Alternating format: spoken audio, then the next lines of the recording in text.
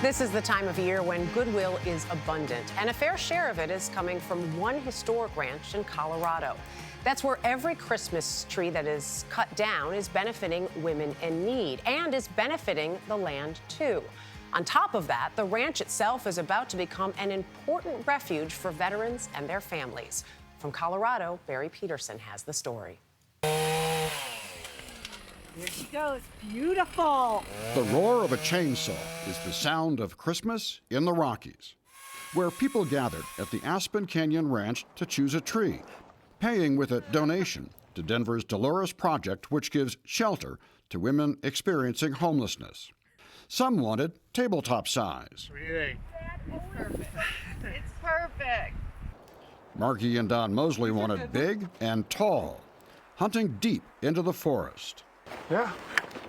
Ready for me to cut it? Yeah, look at it from all sides. Yeah, that looks perfect. Sawing it down was easy, but getting it out was a struggle through the underbrush thick with fallen trees and dead vegetation. Yeah, I think it'll be perfect. Why? It's a perfect shape and the ornaments will hang nicely on it. Which is why this Christmas tree outing has a purpose. The more trees they cut, the better, because it helps prevent this. Simply put, a forest with more trees and more underbrush means more fuel, feeding more raging fires. Fuel reduction means you cut the trees down.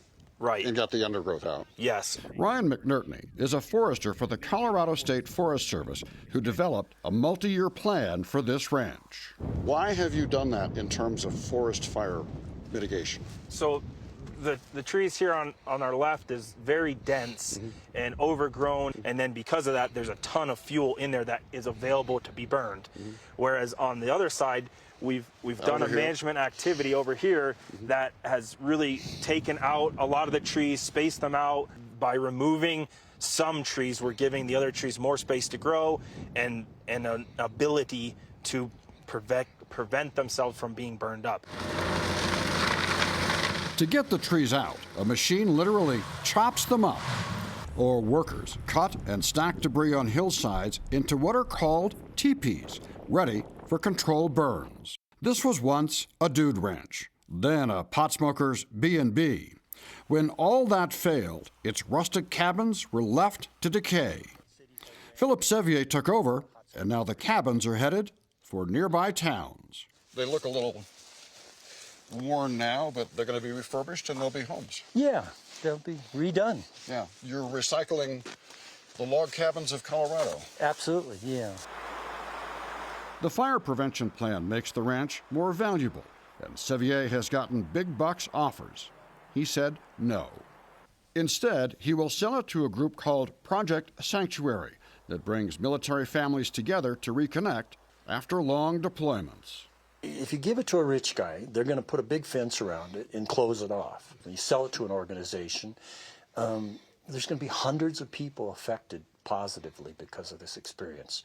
The family fishing on the river, hanging out, hiking. We have beautiful lakes. And it will help heal. It will. It will. The Mosley's tree has gone from its forest home to their home. What do the kids, and especially the grandkids, learn about this real tree that you have and you decorated? Well, that it's from the forest. They see little trees when they go hiking and they touch the tops and they say, I've touched the top of this tree, and they know it'll grow big. Marley sees it through the delighted eyes of a 5-year-old. What's your favorite part of the Christmas tree? The lights. Why? Because they look like sparkles. And 3-year-old Monty is a forest firefighting tree trimmer in the making. What do you want for Christmas? A Lego dragon. Okay. What do you want for Christmas? A chainsaw. What do you do with the chainsaw, man? Cut down trees. And with fewer trees left, the better chance the rest will survive and just maybe become next year's point of Christmas joy. For CBS Saturday Morning, Barry Petersen in the Rocky Mountains.